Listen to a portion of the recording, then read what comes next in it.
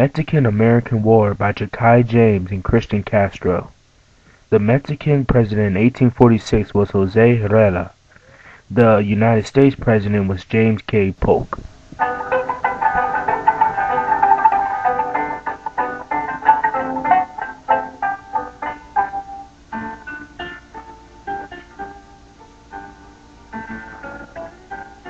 The U.S.-Mexican War was a clash between neighbors who were strangers, two republics born into separate worlds. One was a brash, rapidly expanding nation of 20 million, driven by democratic principles, transformed by new technologies.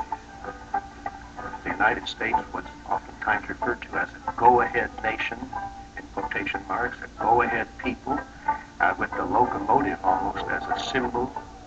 This is all part of this boundlessness, all part of this idea of no limits on what people can achieve. Meanwhile, Mexico's 7.5 million people were living a very different experience, rooted in Spanish and native traditions handed down for centuries. Mexico City, capital of New Spain for 300 years, and of the Aztec Empire before that, had always been the cultural and political heart of the nation. Here, a university, printing houses, hospitals, and theaters had flourished before the Pilgrims landed on the shores of Massachusetts Bay. Fueled by new technological breakthroughs and inspired by the concept of manifest destiny, the United States seemingly had endless possibilities. Mexico and the United States went to war over a vast amount of terrain. The United States mainly wanted Texas.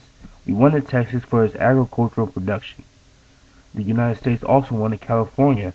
They wanted California due to its harbors. Mexico needed to protect its borderlands and itself. The next video will show this. The war had begun in April 1846 over disputed territory along the border between Mexico and Texas, now a state of the American Union. But underlying the conflict was the determination of newly elected President James Polk to push the American border all the way to the Pacific coast. Americans were already looking towards the future and towards trade with Asia. And so there was this belief that we needed to expand, keep pushing that western boundary. Polk had first offered to purchase New Mexico and California for $25 million. But now, as the U.S. Army marched west, it easily took New Mexico. California was next.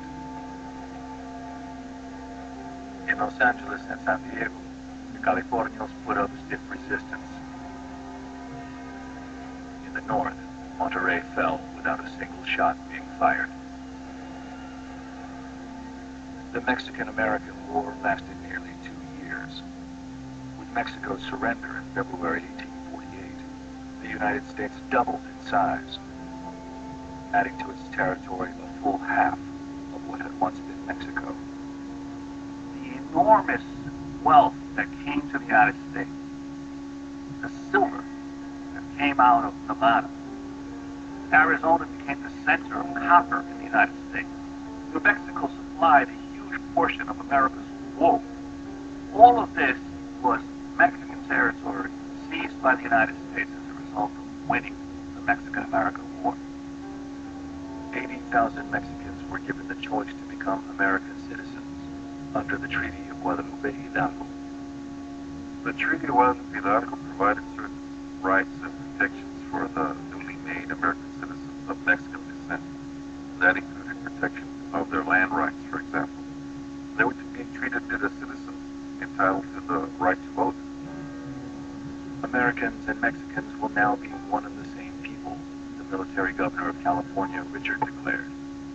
Subject to the same laws, enjoying the same rights and privileges, they should become a band of brothers. Both sides faced their losses. A major effect of the American-Mexican War was the territory gained by the U.S. Lastly, because of the losses Mexico faced, their government plummeted. The U.S. gained all the borderland States due to the Treaty of Guadalupe Hidalgo.